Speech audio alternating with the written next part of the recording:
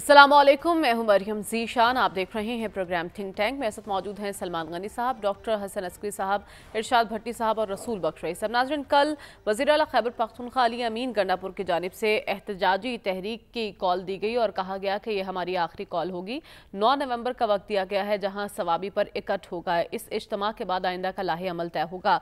लेकिन हमारा सवाल ये है कि आखिर अली अमीन गंडापुर के इस ऐलान के बाद पार्टी क़यादत और पार्टी लीडरशिप जो जेल से बाहर है वहाँ पुरस्रार खामोशी क्यों है, और इस कॉल का ऐलान पार्टी लीडरशिप की जानिब से क्यों नहीं किया गया? क्या एक सूबे के वज़ीर आला एक एहतजाजी तहरीक को लीड करेंगे और ये विफाक और हुकूमत जो केपी हुकूमत है उनके दरमियान तनाज़े की वजह तो नहीं बनेगा? ये वो तमाम पॉइंट्स हैं जो हम डिस्कस करेंगे। सलमान साहब, सबसे पहले तो मैं ये जानना चाहती हूँ कि किसी सूबे के चीफ मिनिस्टर का किसी एहतजाजी तहरीक की क़यादत करना दुरुस्त है? और जो कॉल दी गई वो वज़ीर आला की जानिब से दी गई, पार्टी चेयरमैन की जानिब से नहीं दी गई, इसको क्या समझा जाए? यहाँ पर खामोशी क्यों है? देखिए, बात यह कि एहतजाज और एहतजाजी तहरीक की कॉल हमेशा पॉलिटिकल पार्टीज़ देती हैं, और अगर उनकी सूबों के अंदर हुकूमत भी हो तो सूबाई वज़ीर आला या सूबाई हुकूमतें उन्हें फैसिलिटेट ज़रूर करती हैं। ये बात आपकी दुरुस्त है कि इस वक्त पार्टी की जो लीडरशिप है जेल से बाहर, जिसे हम लीडरशिप कहते हैं, कि चेयरमैन बैरिस्टर गौहर हैं, उमर अयूब हैं, सलमान अकरम राजा हैं और दीगर जो हैं, वो तो एक पुरस्रार सी खामोशी है। उनसे जब सवाल होता है उसके जवाब में वो ज़रूर कहते हैं कि हाँ 9 तारीख को सवाबी के अंदर जलसे का प्रोग्राम है। बात है कि ये फिर पॉलिटिकल, मैं नहीं समझता कि एक्टिविटी होने जा रही है, ये एक हुकूमती एक्टिविटी है। और मेरी इत्तला ये है कि कल उन्होंने सूबाई काबीना का इजलास भी बुला रखा है और महकमा तालीम को इस तरह की डायरेक्शंस भी दी गई हैं कि वहाँ पर उन्होंने जमा होना है। और इसका सबसे बड़ा सबूत ये है कि आपको याद होगा कि जो लास्ट कॉल थी उसके बाद उनके जो सरकारी एहलकार थे वो जेल में गए, और जेल में जाने के बाद जब वो रहा हुए हैं तो चीफ मिनिस्टर साहब उनको हाथ डालते नजर आ रहे हैं, उनको प्रमोशन दी जाती है। देखिए, पॉलिटिकल एक्टिविटीज़ में जो एहतजाजी तहरीक होती है वो पॉलिटिकल पार्टीज़ करती है। सूबाई हुकूमतें इस तरह के एहतजाज में बराह रास्त क़यादत करती नज़र नहीं आती। अब जहाँ तक उनका प्रोग्राम है, प्रोग्राम ये है कि 9 तारीख को वो सवाबी में एक बड़ा इकट्ठ करने जा रहे हैं। मुल्क भर से कारकुनों को उन्होंने वहाँ पर बुलाया है, और 2 ऑप्शन है। एक तो है कि जी पहले रोज़ ही वो किसी आइंदा लाहे अमल का ऐलान कर देंगे, और ये तजवीज़ भी है कि 3 दिन तक वहाँ पर लोगों को ठहराया जाए, सवाबी में ठहराया जाए, सवाबी इंटरचेंज पे, और वो जगह भी उन्होंने कर ली है। उसके लिए इंतजामात पूरे टेंट लाने की बातें भी हो रही हैं। सरकार के होंगे, इंतजामात सरकार के हैं। वो जो पॉलिटिकल पार्टीज़ के लिए इंतजामात करना बहुत मुश्किल होता है। आखिर क्या वजह है कि वो सवाबी में कर रहे हैं? सवाबी में वो कर लेंगे। मैंने कल भी आपको बताया था कि जब आपने हुकूमती मदद और मुआवजत से कर रहा है, सरकारी वहाँ पर रख रहा है, असल बात यह है कि क्या सवाबी में वो कोई बड़ा ऐलान कर पाएंगे? बड़ा ऐलान मतवक्को क्या हो सकता है? बड़ा ऐलान ये हो सकता है कि जी क्या वो इस्लामाबाद में एहतजाजी मार्च या लॉन्ग मार्च का ऐलान करेंगे?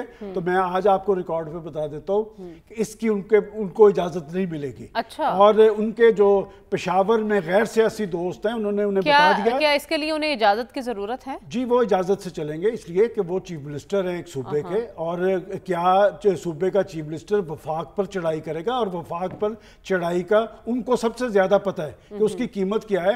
लिहाजा मैं आपको जो बात बता रहा हूं कि जी वो वफाक पर चढ़ाई का ऐलान नहीं करेंगे, और उनको पता है कि उसका रद्द-ए-अमल क्या होगा। और पेशावर में उनके जो गैर सियासी दोस्त हैं उन्होंने ये बात बता दी है कि आप एहतजाज जरूर करें, ये आपका हक है। अब बात है कि जो एहतजाज सवाबी तक रहना है तो उसका मतलब तो बड़ा वाज़ेह है कि वो लेकिन वो एहतजाज भी कितना भरपूर होगा, चूंकि केपी हुकूमत में भी बड़े इख्तलाफात सामने आ रहे हैं। जी, मैं आपको बता रहा हूँ, अभी 2 रोज़ पहले उनके बाद वहाँ की एक ताकतवर शख्सियत हैं जो उनके मिनिस्टर रहे आतिफ खान साहब, उनके खिलाफ उन्होंने एंटी करप्शन का पर्चा दिया है। और फिर आप देखें कि असद कैसर साहब है, उनके तहफ़्फ़ुज़ात हैं, उनके भाई को उन्होंने कैबिनेट से निकाला है। वो मरवत साहब हैं, वो बराह रास्त चीफ मिनिस्टर को। देखें, इसमें 2 फ़ायदे उन्हें ज़रूर है। एक बात तो बड़ी क्लियर कट है कि उनको उनकी लीडरशिप की ताईद और हमायत हासिल है। अच्छा। इसीलिए उन्होंने कल बाहर आके ऐलान किया है। लेकिन पार्टी के अंदर इख्तलाफात हैं, पार्टी के अंदर इंतशार है, और एहतजाज जो है منظم اور مؤثر وہی ہوتا ہے جو پارٹیز کے لوگ کرے. کارکن جا کے بیٹھتے ہیں, سرکاری اہلکار جا کے نہیں بیٹھتے. یہاں پر بھی ہم دیکھا کرتے تھے کہ کارپوریشن اور ایل ڈی اے کے لوگوں کو آپ جلسہ گاہ میں تو لے آتے ہیں لیکن وہ وہاں پر ٹھہرتے نہیں ہیں, وہ گلیوں سے ادھر ادھر ہو جاتے ہیں. لہٰذا ثوابی کے جلسے کے جو مقاصد ہیں اس پہ یقیناً ان کی پارٹی کو غور کرنا چاہیے. لیکن یہ میں آپ کو بتا دیتا ہوں کہ ثوابی سے اگر وہ اسلام آباد کی طرف مارچ کرنا چاہیں گے تو اس کی اجازت نہیں, اس کی اجازت انہیں نہیں ملے گی. اور بڑا ویلڈ پوائنٹ آپ نے اٹھایا کہ یہ سیاسی ایکٹیویٹی نہیں, آپ کو ایک حکومتی ایکٹیویٹی دکھائی دے رہی ہے کہ ایک صوبہ تیاری کر رہا ہے احتجاج کی اور وہاں سے کوئی کال دی جائے گی, کوئی آگے کی حکمت عملی طے کی جائے گی. لیکن ڈاکٹر حسن عسکری صاحب, اس پر نون لیگ پہلے ہی تحفظات کا اظہار کر چکی ہے کہ سرکاری وسائل استعمال کیے جا رہے ہیں, پھر سرکاری ملازموں کو احتجاج کے لیے لایا جاتا ہے. ابھی جو کچھ ہوا پہلے اس پر جو سرکاری اہلکار تھے ان کو اریسٹ کیا گیا, پھر جب وہ واپس آئے ہیں کے پی تو گل پاشی کی گئی ان پر وزیر اعلیٰ کی جانب سے اور ان کو پروموشن دینے کا اعلان بھی کیا گیا. اس پر تحفظات ہیں حکومت کے. آگے آپ کیا دیکھ رہے ہیں کہ یہ تناؤ مزید بڑھ سکتا ہے وفاق اور صوبے کے درمیان؟ دیکھیے, تناؤ تو وفاق اور صوبے کی بات نہ کریں, پی ٹی آئی اور پی ایم ایل این کی آپ بات کریں. اچھا, وفاق تو ایک لبادہ ہے اور صوبہ بھی ایک لبادہ ہے جو مختلف پارٹیز استعمال کر رہی ہیں. اصل جھگڑا تو پی ٹی آئی اور پی ایم ایل این کے اندر ہے, وہاں اقتدار کی یہ جنگ ہے. جہاں تک صوابی میں جلسے کا تعلق ہے, جلسہ تو ہو جائے گا, جلسے کا تو کوئی مسئلہ نہیں ہے, لیکن جلسے کے علاوہ جو کوئی اور باتیں جو وہ کہہ رہے ہیں اس کا ہمیں امکان نظر نہیں آتا, کیونکہ اس کے لیے وہ ماحول نہیں ہے اور اس کے لیے پوری پارٹی کو یکسو ہونا ضروری ہے. اور اس وقت پی ٹی آئی مکمل طور پر یکسو نہیں ہے. یہی وجہ ہے کہ بیانات, مختلف لیڈروں کے بیانات میں ہمیں فرق جو ہے وہ نظر آتا ہے. وہ ایک دوسرے کو واضح طور پہ کانٹراڈکٹ تو نہیں کر رہا ہے لیکن ایک دوسرے کو سپورٹ بھی نہیں کر رہا ہے. تو اس لیے میرا نہیں خیال کہ جلسے کے علاوہ کوئی اور بڑا کام وہ کر سکیں گے, اور نہ ہی یہ حالات ہیں کہ اس لیے کہ اگر آپ مارچ بھی کریں گے تو اس مارچ سے بنے گا کیا. اس لیے کہ اگر کچھ بڑی کارروائی کرنی ہے تو سنگل پارٹی آج تک کامیاب نہیں ہوئی ہے اور نہ ہی پی ٹی آئی سلسلے میں جو ہے وہ کامیاب ہوگی.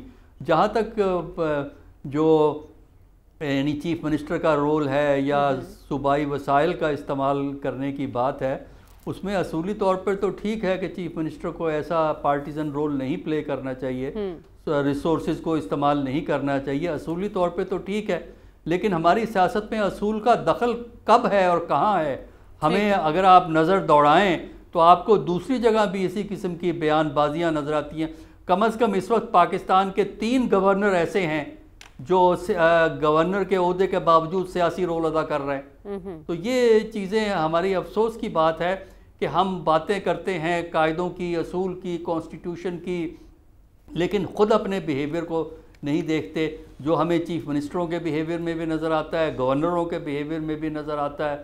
تو وہ جو قدریں ہیں جمہوریت کی یا جو اصول ہیں عہدے کے, جو عہدے کا وقار ہے, وہ تو سیاست کی نظر ہو گیا ہے اور سیاست کی ضرورت کے مطابق کبھی عہدے کے وقار کی بات کی جاتی ہے اور کبھی جو ہے عہدے کو قربان کر دیا جاتا ہے. تو ہماری سیاست میں یہی ہو رہا ہے جو کہ ہوتا رہے گا. اس کا مطلب کیا ہے؟ اس کا مطلب یہ ہے کہ لڑائی جھگڑا جو ہے حکومتوں میں یا پارٹیوں میں چلتا رہے گا, جس کی وجہ سے جو اصل چیلنجز ہیں پاکستان کے, نہ پی ٹی آئی اس کو ڈیل کر سکے گی, نہ حکومت جو ہے وہ ڈیل کر سکے گی.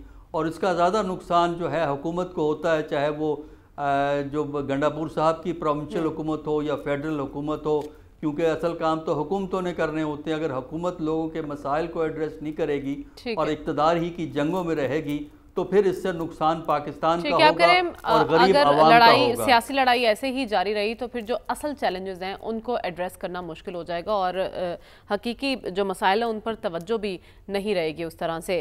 بھٹی صاحب, ایک تو ہم بات کر رہے ہیں کہ علی امین گنڈاپور صاحب نے کال دی, جو پارٹی لیڈرشپ ہے جیل سے باہر, وہ خاموش کیوں ہیں, اور بشرا بی بی کی رہائی کے بعد کیا سمجھا جائے کہ اب گنڈاپور کے پاس ہی قیادت آ گئی ہے؟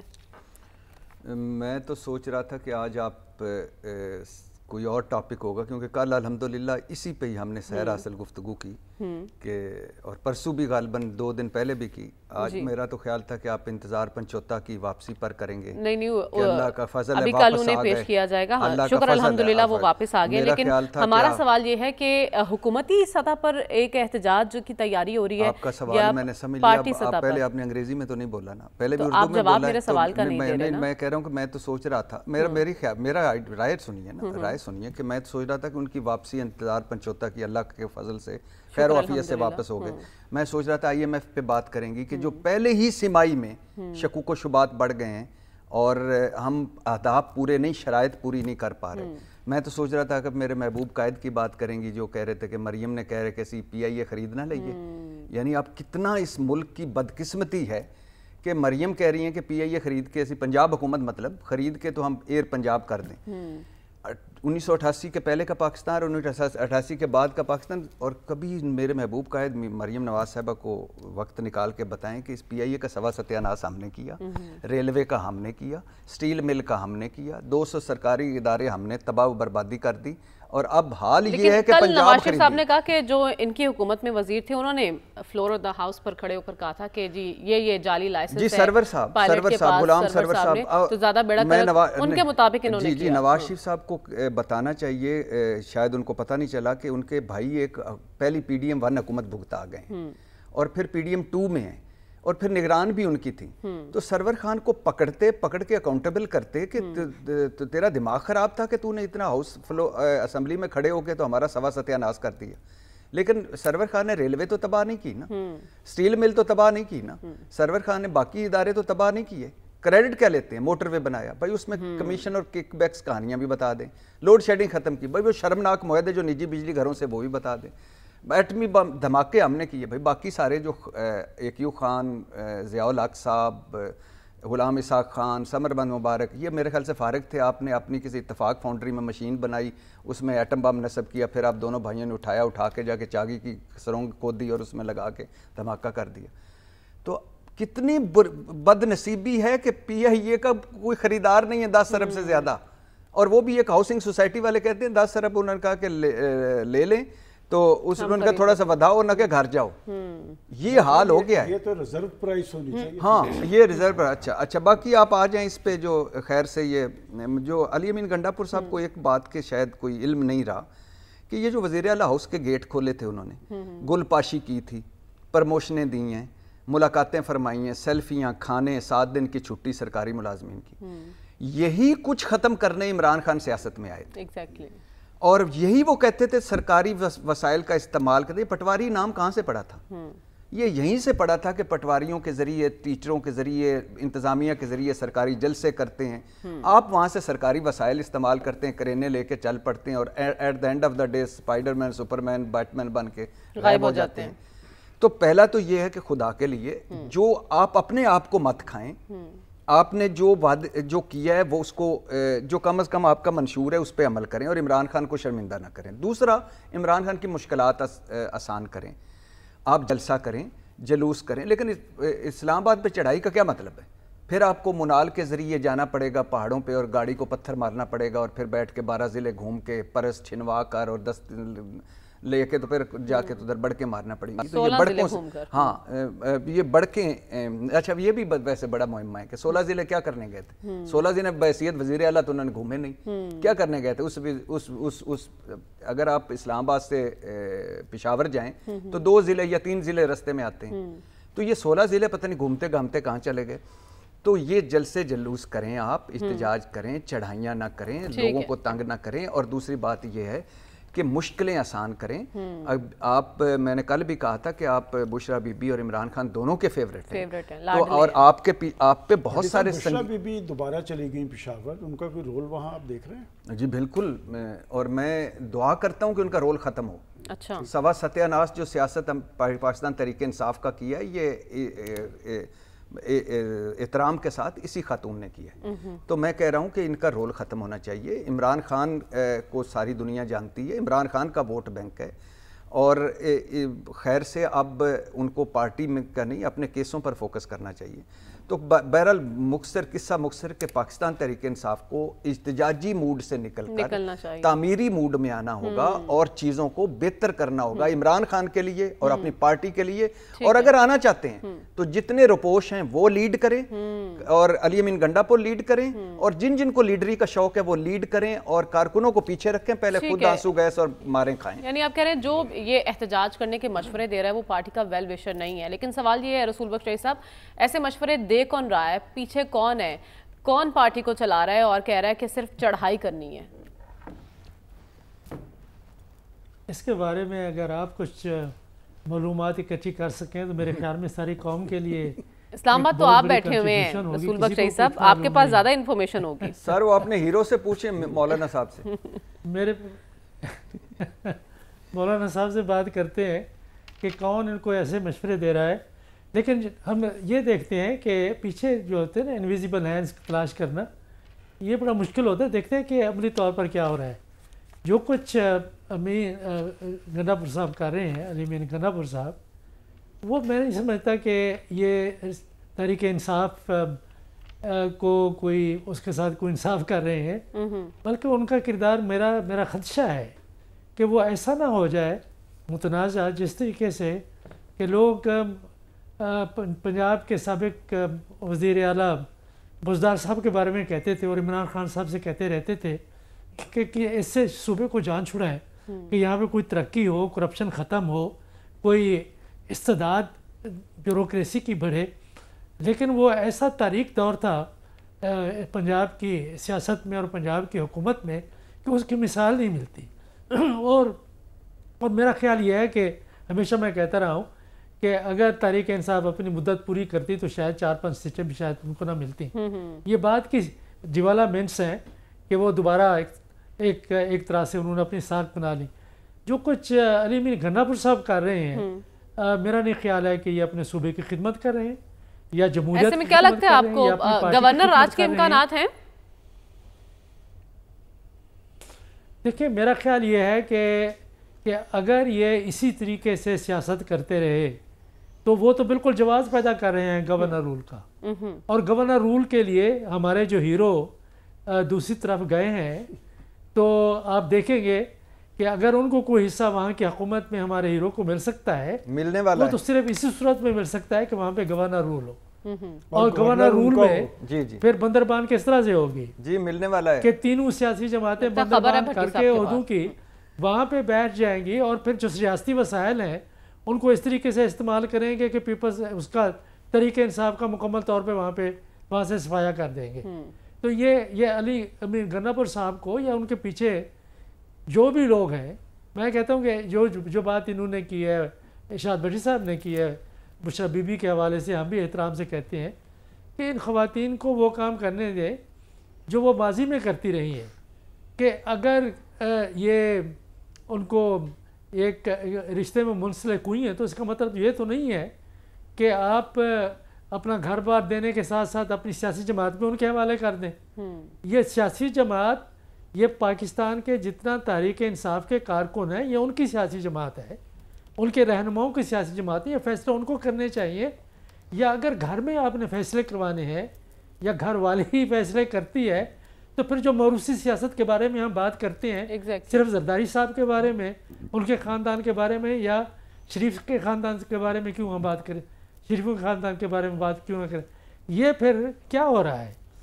ریحام خان کیا کرنا چاہ رہی تھی اور اس سے کس طرح سے نجات حاصل کی. تو ضرورت اس بات کی ہے کہ علی امین گنڈا کو یہ اس کے آداب سکھائے جائیں کہ سیاسی جماعت کے آداب کیا ہیں اور جو وزیر اعلیٰ کے آداب ہیں وہ کیا ہیں, اس میں رہنا چاہیے. مجھے وہ ایسی بات لگتی نہیں کہ یہ وزیر اعلیٰ کا کردار ہے. اس کے لیے سوچنا ہوگا نا کہ کون شخص ہوگا جو سمجھانے کی جسارت کرے گا کہ آپ ایک صوبے کے وزیر اعلیٰ ہیں, اس وقت صرف پارٹی کے کارکن یا رہنما نہیں ہیں. تو پہلی ذمہ داری آپ کی یہ ہے کہ اپنی صوبے کی ترقی میں کردار ادا کریں. ہمیں پروگرام میں آگے بڑھنا اور بات کرنی ہے امریکی انتخابات کی. سب سے بڑی طاقت سپر پاور کا امیدوار 2 ہیں اور مکین کون ہوگا یہ جانیں گے اس بریک کے بعد. سٹے ود اس.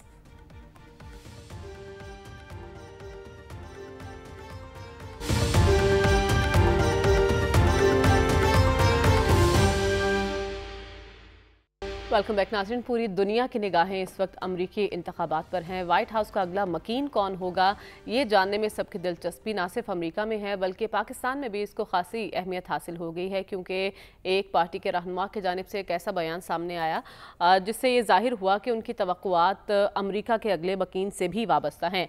तो सबसे पहले तो ये जान लेते हैं कि एक तरफ ट्रंप हैं और दूसरी तरफ कमला हैरिस, तो फेवरेट कौन है और किसकी जीत के ज़्यादा चांसेस हैं? सलमान साहब, कौन होगा वाइट हाउस का अगला मकीन? देखिए मैं तो अमरीकी इंतखाबात को इस तरह देख रहा हूँ कि पाकिस्तान के साथ इसकी बहुत मुशाबियत है कि अगर आप पाकिस्तान के इंतखाबात से पहले की सूरत हाल देखें तो आज अमेरिका पे नज़र दौड़ाएं तो वहाँ पर भी अमरीकी माशरा तकसीम है, वहाँ पर बेचैनी है, वहाँ पर बेयकीनी है, वहाँ पर तनाव है, वहाँ पर टकराव है, वहाँ पर इल्ज़ामात हैं, वहाँ पर ज़ातियात हैं, वहाँ पर गाली गलोच है।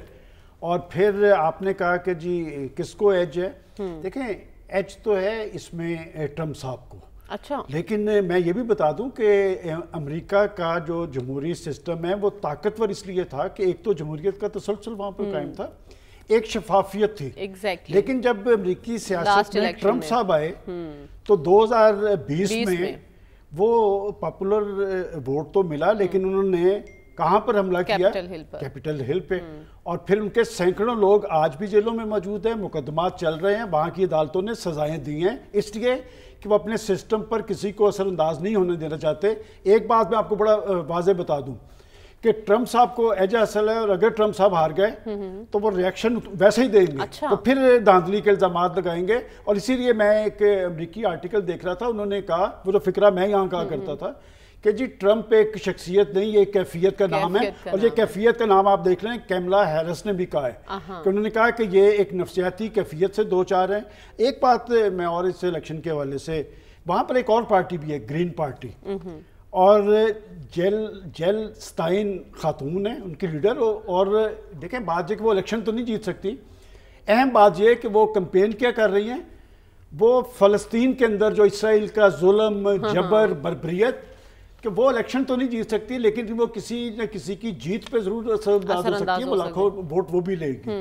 अब आगे आ जाएं कि जी वहाँ पर जो पाकिस्तानी कम्युनिटी का देखें बड़ा वाज़ेह झुकाव है खुद ट्रंप साहब की तरफ। अच्छा। और वो ये समझते हैं कि जी ट्रंप आएंगे तो शायद उसके असरात पाकिस्तान की सियासत पे, आप जरा अमेरिका की तारीख उठा के देखें, वहाँ उनके लिए ये चीज़ें मैटर नहीं करती। ठीक है, पाकिस्तानियों के अपने जज्बात जरूर है और वो कैंपेन कर रहे हैं। आपने भी 4-5 रोज़ पहले उनके स्पोक्स पर्सन ने, एक अमरीकी स्पोक्स पर्सन का एक बयान था, उन्होंने कहा कि हमें किसी मुल्क के अंदरूनी मामलात से या शख्सियात से कोई गरज नहीं, हमारी एक तयशुदा पॉलिसी है और हम किसी मुल्क के इंटरनल मामलात में दखल नहीं देते। अब बात यह कि जी वहाँ पर क्या नतीजे हो गए वो तो मैंने आपको अपनी एक्सपेक्टेशन बता दी है। एक और चीज़ वहाँ के इलेक्शन में ये देखें, गजा की सूरत हाल ने किस तरह से, ये मैंने बताया ना, ये खातून जो है ये गजा की सूरत हाल को बुनियाद बनाकर इसने वहाँ पर कैफियत तारी की है। वोट ये लाखों लेगी, जीतने की पोजीशन में नहीं है लेकिन जीत पर असरअंदाज जरूर होगी।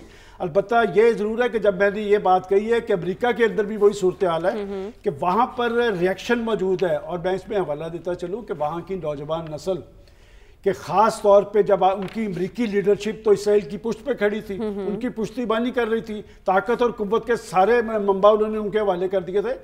तो अमरीकी यूनिवर्सिटीज़ के अंदर फ़लस्तीन के परचम लहराए हैं। अमरीकी मुआशरे में इतनी जान ज़रूर है, मेरा ख्याल उनका फैसला जो भी होगा लेकिन उनके आने वाले आइंदा इंतखाबात पर भी असरअंदाज होगा। ठीक है, लेकिन वहाँ की कुछ रियासतें हैं जिन्हें स्विंग स्टेट्स कहा जाता है डॉक्टर साहब, और कहा जाता है कि वाइट हाउस की चाबियाँ इन स्टेट्स के पास हैं। कौन मकबूल है वहाँ पर और अगला मकीन आपकी नज़र में कौन होगा वाइट हाउस का?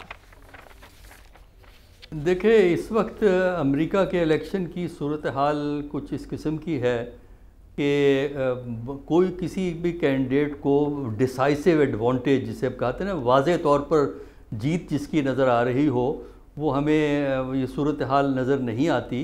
उसकी वजह यह है कि जो कंट्रोवर्सीज़ दोनों तरफ से काफ़ी ज़्यादा हैं और उसके अलावा जो यूक्रेन की जंग है, मिडल ईस्ट की जंग चल रही है गज़ा और दूसरे इलाके में, वो सब ऐसे इश्यूज़ हैं जिसकी वजह से बहुत सी रियासतों में, जिन्हें आप स्विंग स्टेट कहते हैं, ووٹر جو ہے وہ پبلکلی ڈسکلوز نہیں کر رہا کہ کس کو ووٹ دے گا یا ووٹ دے گا بھی کہ نہیں دے گا، خاص کر ایسے ان ریاستوں میں جہاں مڈل ایسٹ کے مسلمان ہیں، جس طرح مشیگن ہے، وہاں پہ مڈل ایسٹ کے مسلمان زیادہ تعداد میں، اچھی خاصی تعداد میں ہیں، پاکستانی بھی ہیں لیکن مڈل ایسٹرن مسلم زیادہ ہیں. وہ جو ہے اپنے جو معاملات کے حوالے سے کینڈیڈیٹس کو دیکھ رہے ہیں. یہی وجہ ہے کہ جو ٹرمپ ہے اس نے اپنی پوزیشن کو تھوڑا سا موڈیفائی کیا ہے، جبکہ جو کاملا ہیرس ہے اس نے اپنی پوزیشن کو وہی برقرار رکھا ہے جو کہ شروع میں ان کی پوزیشن تھی، یعنی اسرائیل کی مکمل سپورٹ. چونکہ موجودہ پارٹی ڈیموکریٹک پارٹی تو مکمل طور پہ اس وقت سپورٹ کر رہی ہے. لیکن ڈاکٹر صاحب آپ کی بڑی گہری نظر ہے ان تمام تر معاملات پر. میں آپ سے جاننا چاہتی ہوں کہ امریکہ کا مسلم ووٹر کیا سوچتا ہے اور اس کی ترجیحات کیا ہوتی ہیں انتخابات میں، اسپیشلی جب غزہ جنگ کے تناظر میں ہم بات کریں تو؟ دیکھیں، مسلم ووٹر ایک سنگل اینٹی نہیں ہے، وہ بہت ڈائیورسیفائیڈ ہے. مڈل ایسٹ سے بھی لوگ ہیں اور مڈل ایسٹ کے وہ لوگ بھی ہیں جو سعودی عربیہ سے تعلق رکھتے ہیں، جن کی سوچ ضروری نہیں ہے کہ وہ حماس کے حق میں اتنی ہو جتنی کہ دوسرے ممالک کی ہے. پھر انڈیا پاکستان کے بھی مسلمان ہیں، ایسٹ ایشیا کے مسلمان جس طرح انڈونیزیا ہے، تو ان کی اورینٹیشن ایک نہیں ہے.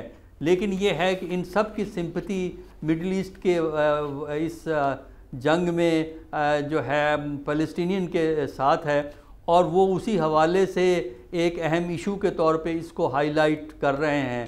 تو اس طرح آپ یہ کہہ سکتے ہیں کہ جو بھی الیکشن ہوگا اس کے اندر فلسطینی جو معاملات ہیں وہ ڈیفینیٹلی اثر انداز ہوں گے، خاص کر مشیگن میں، پینسلوینیا میں، وسکونسن میں، اور اس طرح کی 2 ایک اسٹیٹس اور بھی موجود ہیں.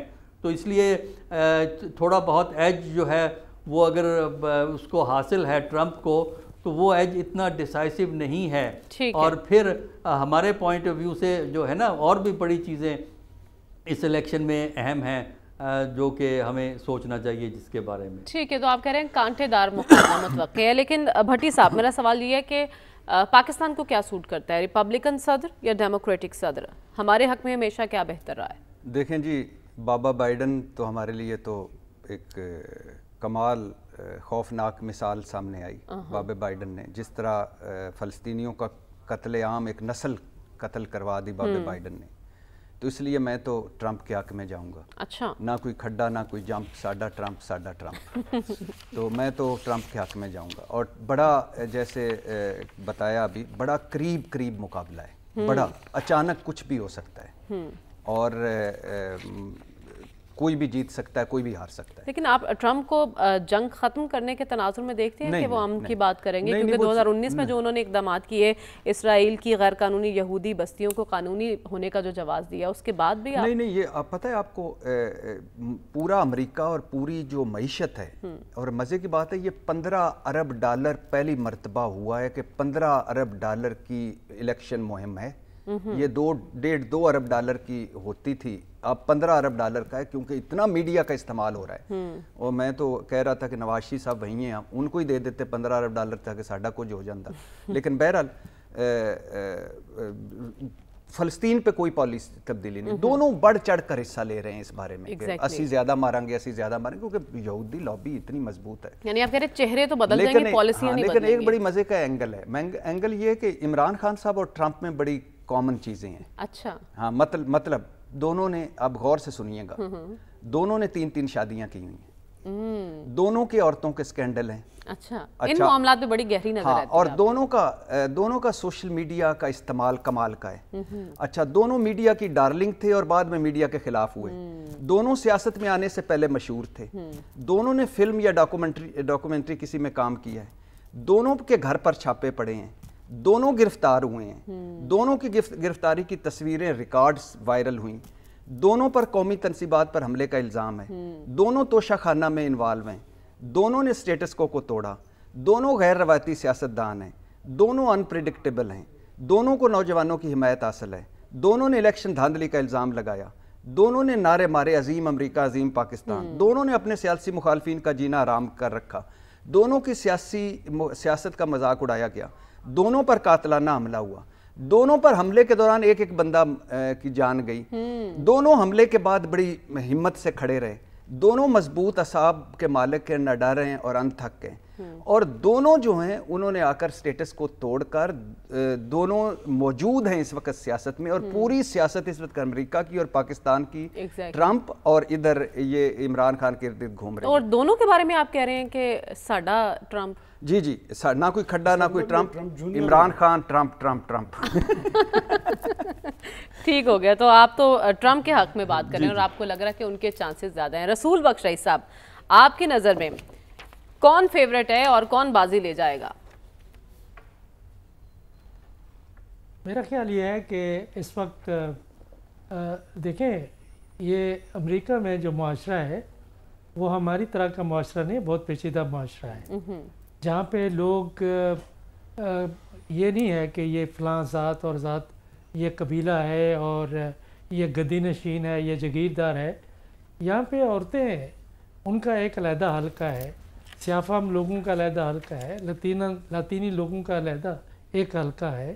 پھر اس کے بعد آپ دیکھتے ہیں کہ معاشی صورتحال کیا ہے کسی کی، کہ اپر کلاسز ہیں، متوسط طبقہ ہے، اور اس وقت جو سب سے زیادہ اپیل ٹرمپ کر رہے ہیں وہ اس ووٹر کو کر رہے ہیں جو نوجوان ہے اور سفید فام ہے، اور وہ کبھی یونیورسٹی یا کالج میں نہیں پڑھا بلکہ ہائی اسکول ہے یا اس سے کم ہے، کہ وہ لوگ جو کسی زمانے میں ڈیموکریٹک پارٹی کی بنیاد ہوا کرتے تھے، آج وہ ریپبلکن پارٹی کی بنیاد بنے ہیں۔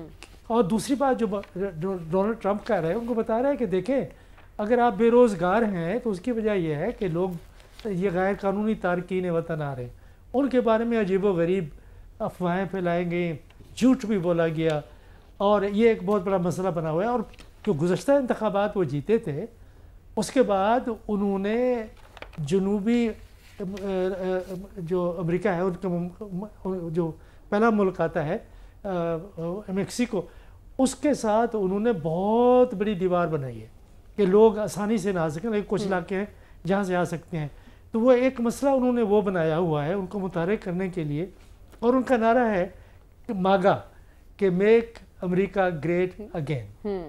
اور دیکھیں، یہ ایک محب الوطنی، نیشنلزم، اور یہ ہے کہ ہمارے دشمن بہت ہیں، اندر ہیں باہر ہیں، اس قسم کا مکالمہ۔ اور اس کے اوپر ظلم کی بات یہ ہے کہ جب دیکھا کہ یہ قومیت پرستی زیادہ کامیاب ہو رہی ہے، تو کمالا ہیرس نے جو ابھی بات کرنا شروع کر دی ہے، اور جس کا کہ ایک بہت بڑا اشتہار چل رہا ہے، وہ یہ ہے کہ کمالا ہیرس دا پیٹریاٹک چوائس، کہ اگر پیٹریاٹک محب الوطنی کا چوائس ہو سکتا ہے تو وہ کمالا ہیرس ہے۔ میرا خیال یہ ہے، میں آپ کو یہ بتاتا چلوں، میرا خیال یہ ہے کہ اس وقت کے جو سماجی حالات ہیں ان کو سامنے رکھا جائے، اور جو ماحول ڈونلڈ ٹرمپ نے بنایا ہے، میں یہ دیکھیں غلط ثابت ہو سکتا ہوں، میں کوئی پیشین کوئی نہیں کر رہا، وہ کمالا ہیرس کے لیے ذرا مجھے مشکل سا نظر آ رہا ہے کہ اگر کمالا ہیرس اس کے باوجود بھی جیت جاتی ہیں۔ جی، غزہ جنگ کے اثرات بھی آپ کو ان انتخابات پر دکھائی دے رہے ہیں؟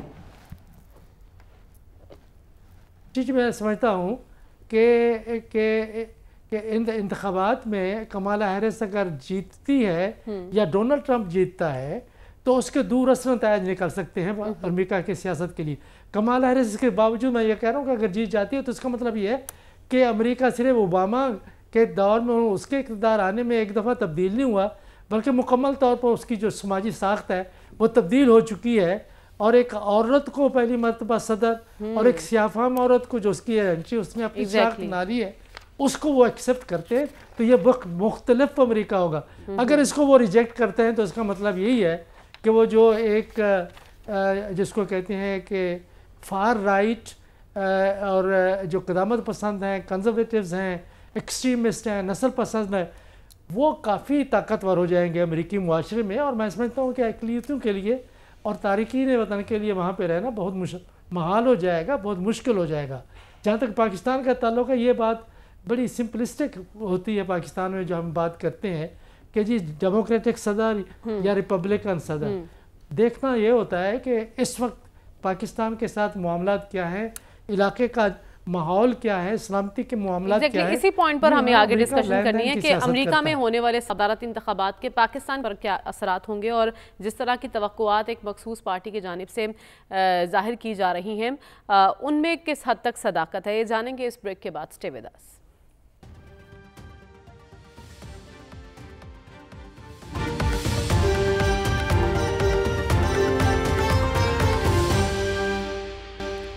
वेलकम बैक नाज़रीन। अमेरिका के सदारती इंतखाबात इसलिए भी खुसूसी अहमियत के हामिल होते हैं क्योंकि ये दीगर ममालिक खारजा पॉलिसियों पर भी असरअंदाज होते हैं।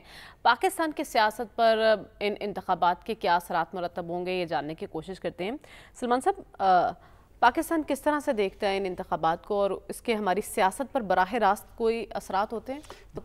देखिए मरियम, मैं इसका भी जवाब देता हूँ। एक बात बताना ज़रूरी है कि ये इलेक्शन जो परसों हो रहा है ये सिर्फ उनके प्रेसिडेंट का ही इलेक्शन नहीं है, ये उनके ऐवान नुमाइंदगान का इलेक्शन है, ये उनकी सेनेट का इलेक्शन है, ये उनकी रियासतों के गवर्नर्स का इलेक्शन है। और फिर आप देखें कि वहाँ पर जब इलेक्शन होता है तो बाज़ कानून साजी भी उसमें भी वोटिंग होती है। जैसे वर्जीनिया में वो जो उनके हलाक होने वाले फ़ौजी है उनकी बेवगान के लिए जो टैक्स की माफ़ी की वो इशू है।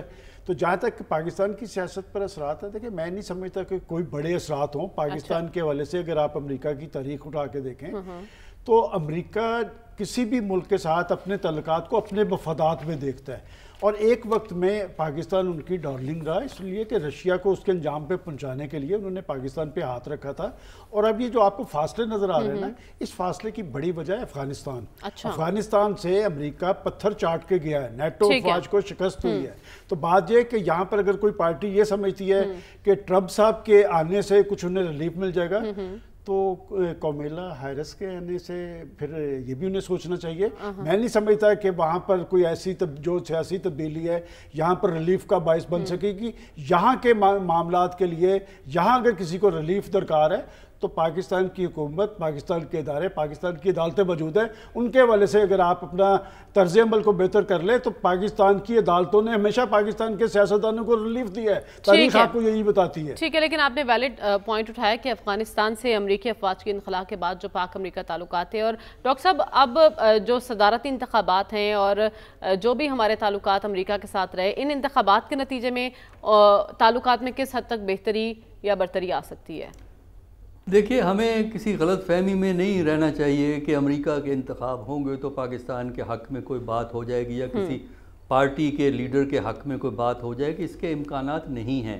जो अमेरिका का जो भी सदर इलेक्ट होगा उसको अपने इतने मसाइल हैं कि वहाँ से ही उसे फुर्सत नहीं मिलनी, और जो अमेरिका की जो पॉलिसी है उसमें अब पाकिस्तान की अहमियत बहुत कम हो गई है। उसकी वजह से अमेरिका की तवज्जो अब पाकिस्तान पे बहुत लिमिटेड है। सिर्फ इतनी सी है कि अफ़गानिस्तान दोबारा टेररिज्म का सेंटर ना बन जाए, तो उसके लिए वो पाकिस्तान के ताउन को करते हैं। दूसरा ये है कि पाकिस्तान के अंदर इंतहा पसंदी और शिद्दत पसंदी का रुझानात कम हो, तो उस सिलसिले में वो पाकिस्तान की इकनॉमिक एड करते रहते हैं। वो करते रहेंगे। जो रूटीन की चीज़ें चल रही हैं वो रूटीन की चीज़ें चलेंगी, लेकिन कोई ऐसा बड़ी तब्दीली पाकिस्तान के रिलेशन में नहीं आएगी। हमें ये नहीं भूलना चाहिए कि 1 जनवरी 2018 को जो ट्रंप ने पहला मैसेज दिया था पाकिस्तान के बारे में वो काफ़ी नेगेटिव था, और अब भी ट्रंप को इतनी फुर्सत नहीं होगी कि पाकिस्तान के मामलात में कौन जेल में है और कौन जेल में नहीं है। इस किस्म की गलत फहमी में बिल्कुल नहीं रहना चाहिए। अमेरिका के अपने मफादात हैं और वो मफादात इंडिया से ज़्यादा मुंसलिक हैं और चीन को कंटेन करने से मुंसलिक हैं। ठीक है, एशिया पैसिफिक रीजन से अमेरिका के अपने मफादात हैं, तो यहाँ से जो तवक्कुआत वाबस्ता की जा रही हैं, भट्टी साहब कितनी हकीकत पसंद आना है। हमने देखा कि इल्ज़ाम लगाना तो बहुत आसान है कि अमेरिका ने हमारी हुकूमत गिरा दी, लेकिन अब आप तवक्कुआत भी उन्हीं से वाबस्ता कर रहे हैं, तो इसको क्या समझा जाए? अच्छा, 2-3 और बड़ी कॉमन चीज़ें इमरान खान और ट्रंप में, यानी ना कोई खड्डा ना कोई ट्रंप, ना जंप, साडा ट्रंप। दोनों ने तरीके अदम एतमाद का सामना किया, दोनों ने रजीम चेंज का इल्ज़ाम लगाया, दोनों के दौर में सरहद पर दीवार और फेंस लगी, दोनों इस्टेब्लिशमेंट के हामी थे और बाद में मुखालिफ हुए, दोनों पर यू टर्नों के इल्ज़ामात लगते हैं। तो बाकी जहाँ तक है क्या पिद्दी का शोरबा, कित्थे पाकिस्तान कित्थे अमरीका। अच्छा, ना कोई साडी हैसियत, ना कोई साडी औकात, ना कोई साडा कुछ, ना तो साडे घर तो दाने, ये ना जो पीटीआई की तवक्कुआत है इनको क्या इतने तल्लक आपने गिनवाए हैं, कुछ ना कुछ तो पीटीआई की तवक्कुआत पे मैं बाद में, तो मैं मुल्क की पहले कर रहा हूँ। हमारी अब कोई हैसियत नहीं रहेगी, हाथ में कशकोल है, ऊपर भी भिखारी हैं, नीचे भी भिखारी हैं। हमारी सबसे बड़ी प्रोडक्शन इस वक्त भिखारी हैं। सऊदी अरब ने बाकायदा शोकाज नोटिस दिया है, दुबई वालों ने हम पे 24 मुल्क शहरों पे पाबंदी लगाई हुई है। वजीरों, मशीरों और बड़े बड़े बिजनेसमैनों के दुबई के वीजे रिजेक्ट हो रहे हैं। आप इससे और शर्म से डूब मरने की बात नहीं, अंदर असी चौधरी बने एक दूसरे नाल लड़ी जा रहे हैं। जहाँ तक है इसका, देखिए इमरान खान और ट्रंप की बड़ी अच्छी मुलाकात हुई वाइट हाउस में, और फिर बाबा बाइडन और डोनाल्ड लू, इमरान खान की कभी भी अच्छी नहीं है यादें बाइडन से, फ़ोन तक नहीं किया था उसने, इधर इंतज़ार करते रह गए। और अब तवक्कुआत क्यों हैं? तवक्कुआत इस वजह से, एक तो लॉबिंग, 3 लॉबिंग फर्म्स हायर की हुई हैं पाकिस्तान तहरीक इंसाफ ने, और 2 काम कर रही हैं रिपब्लिकन पर। दूसरा, जुल्फी बुखारी साहब के ट्रंप के दामाद के साथ बड़े अच्छे ताल्लुकात हैं, एक दौर था कि सुना था कि शायद वो बिजनेस भी इकट्ठा करेंगे। अच्छा। तीसरा, इमरान खान साहब की लाइकिंग खुद भी है और उनकी, यानी रिपब्लिकन्स में।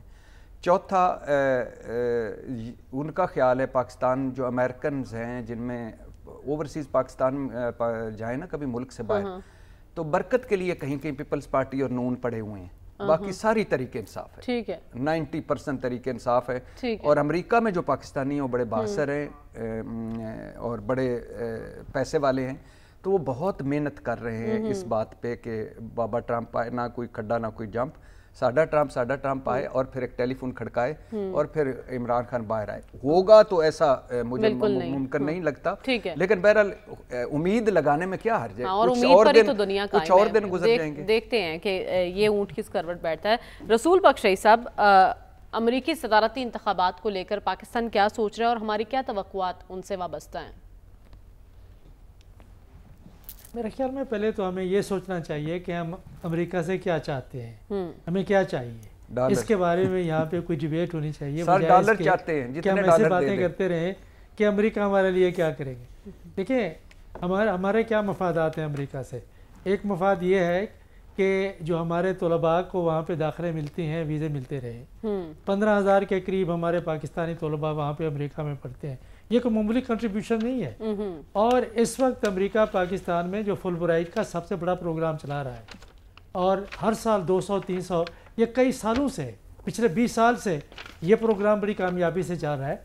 जो साइंसदान बन रहे हैं, टेक्नीशियंस टेक्नोलॉजीज़ में है। तीसरी बात यह है कि अमेरिका आपकी बरामदात के लिए, ख़ुसूसी तौर पर जो टेक्सटाइल की बरामदात है, उसके लिए बहुत बड़ी मंडी है कि आपकी मजमूई तौर पर जो आपकी बरामदात। वक्त ख़त्म हुआ चाहता है, हमें इजाज़त दीजिए। अल्लाह हाफ़िज़।